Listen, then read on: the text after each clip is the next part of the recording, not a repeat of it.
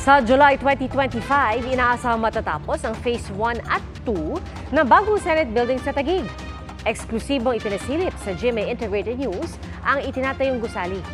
Saksi, si Ian Cruz.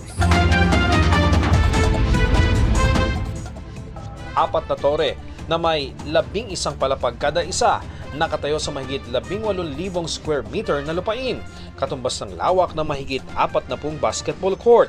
Halos buo na ang itinatayong bagong gusali ng Senado sa Navy Village sa Fort Bonifacio sa Taguig. Narito tayo ngayon sa ginagawang North Tower. Ito yung magsisilbing helipad ng mga senador sakaling functional na nga itong bagong gusali ng Senado. At makikita naman natin doon sa kabilang gusali, yun yung West Tower. At sa banda dito, yan yung South Tower. At narito naman sa ating likuran, ang East Tower.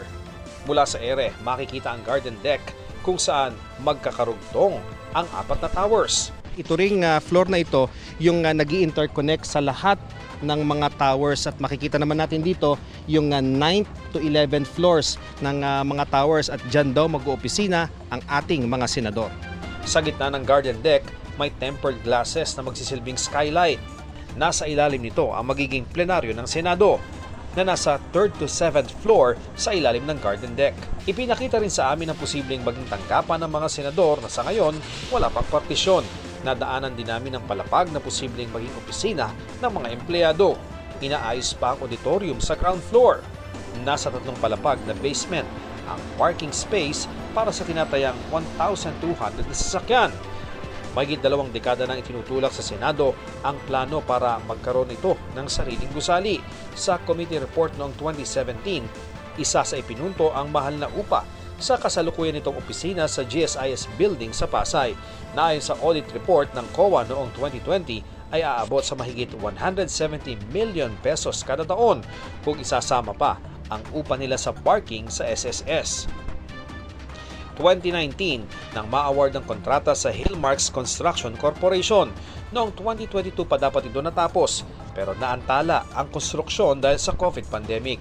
Pero mukhang matatagalan pa bago makalipat bahay ang Senado, lalo't pinare-review ni Senate President Cheese Escudero ang lumobong gastos na mula sa orihinal na halos 9 billion pesos, naging 23 billion pesos umano. Naka-receive na po kami ng letter coming from Senator Cayetano at sabihin po niya na mag-stop ng work, mag-stop po kami kasi sa kanila po nanggagaling ang lahat ng mga, sila po ang may control. Sa ngayon, ayon sa DPWH, 77% ng tapos ang pinakagusali ng new Senate building o ang Phase 1 na nagkakahalaga ng mahigit 8 billion pesos. Kasama rito ang glass windows, ilang elevators at iba pa. Ang Phase 2 naman kung saan kasama ang tiles, ceiling works at iba pang elevators, generator sets, fire protection at escalators, 18% completed at nagkakahalaga ng mahigit 2 billion pesos. Meron pang Phase 3 na nagkakahalaga ng 5.7 billion pesos. Doon naman ilalagay ang ilaw, fitting sa mga lababo at banyo, mga partisyon, cooling system at iba pang kulang sa gusali. Pero hindi pa raw napagdedesisyonan ang bagay na ito. Phase 1, 2 at 3 pa lang, mahigit 16 billion pesos na. Posible pa raw magkaroon ng Phase 4 para sa mga konsiderasyong pangseguridad ng mga senador. Ang masasabi ko lang po ngayon is yung completion ng Phase 1 and Phase 2 which will be on July 2025.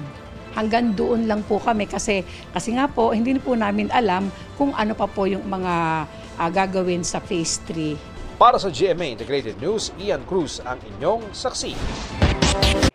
Mga kapuso, sama-sama tayong maging saksi. Mag-subscribe sa GMA Integrated News sa YouTube at para sa mga kapuso abroad, samahan niyo kami sa GMA Pinoy TV at sa www.gmanews.tv.